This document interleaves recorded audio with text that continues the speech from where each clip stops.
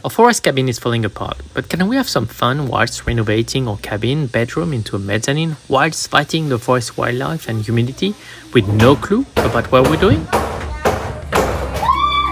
This is what we're about to find out. We are taking on the DIY challenge of renovating our main cabin, where we've been living for the past 5 years. The cabin itself would make a great video. We kept it private so far, but we may do a full tour soon considering the great work that went into it. The woodworking, the craftsmanship. But for now we're focusing on the bedroom, which we've been meaning to renovate for a long time. Living where we live, the forest pretty much takes over everything. The humidity eventually cracks in the drywall or gyprock, depending on where you live, so we decided after 5 years to do something about it. But less talk and more action.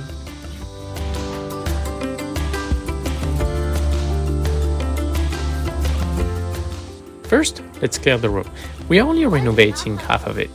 It initially had a divider wall on design, but was never put in place, so we need to find a way to contain the dust.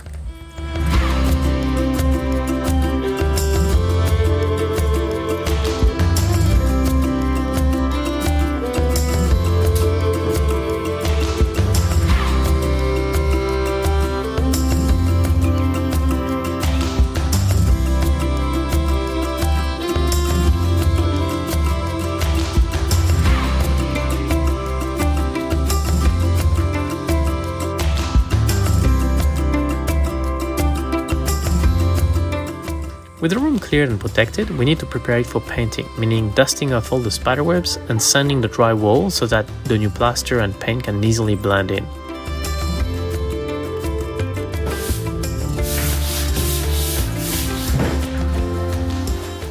A bit of extra protection on the border, the floors and in between the drywall sheets, and we're off and running.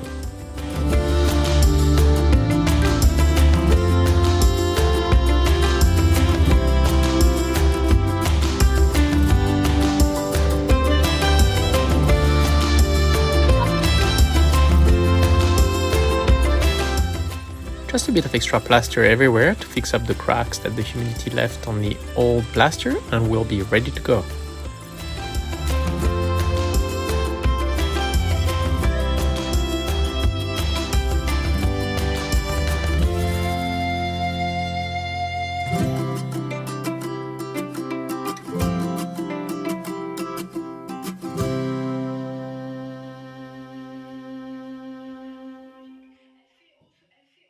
Finally getting to what we thought was going to be simple but ended up taking quite some time, which is the actual painting in a couple of coats, which again was a great opportunity for some impromptu dance moves.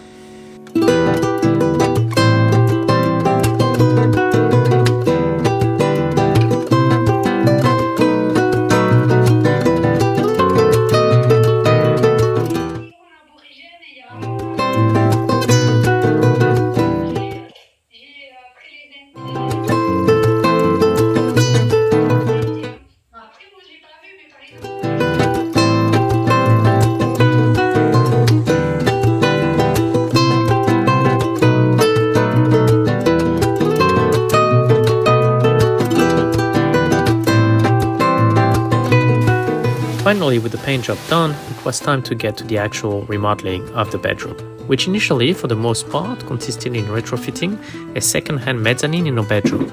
But it wasn't easy as expected, and it might be turning into a house restructuring. Please enjoy your retrofitting struggles.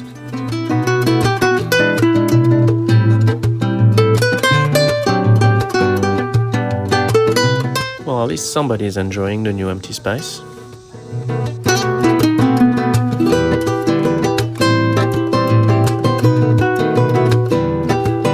To start with, we're not putting the mezzanine in the same corner as intended, so we'll have to retrofit the staircase, but that's only the beginning of our problems.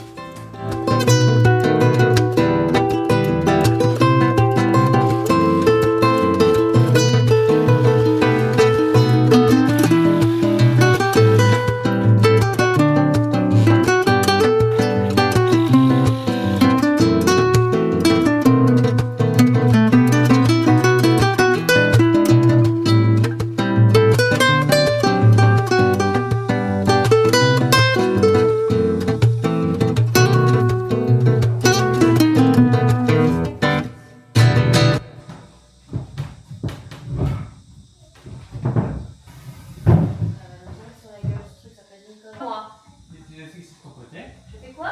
Je dois la monter?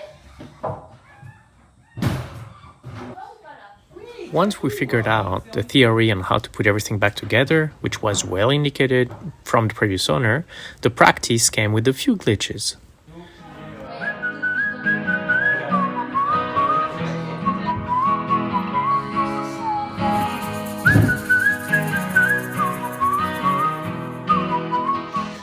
I'm making a lot of plans here, but in the end of the day, it just has to go up, and we need to find a way to hold everything in place until we can screw in the posts.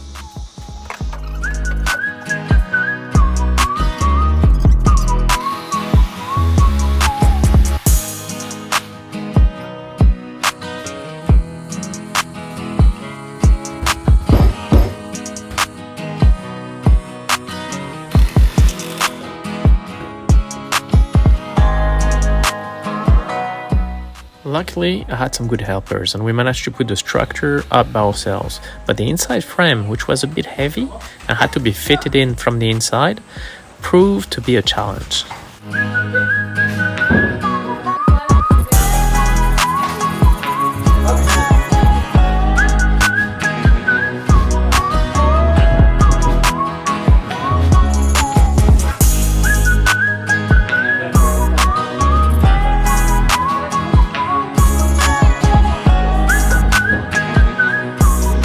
A good test of relationship, just try building something together. Past the insult and the fighting, it's a lot of fun.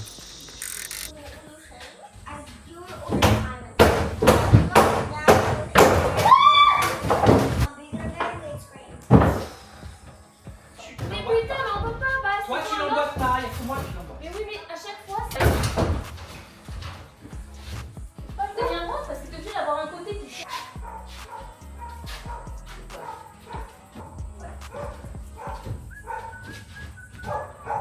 Somehow, as we were completely stuck with our mezzanine, our good friend Paul happened to pass by and managed to help us get it sorted.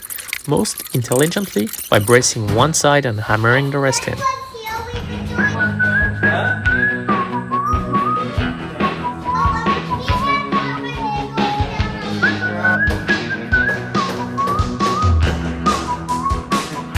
By the end of our struggles that day, we figured that the mezzanine is not going to be stable enough as is.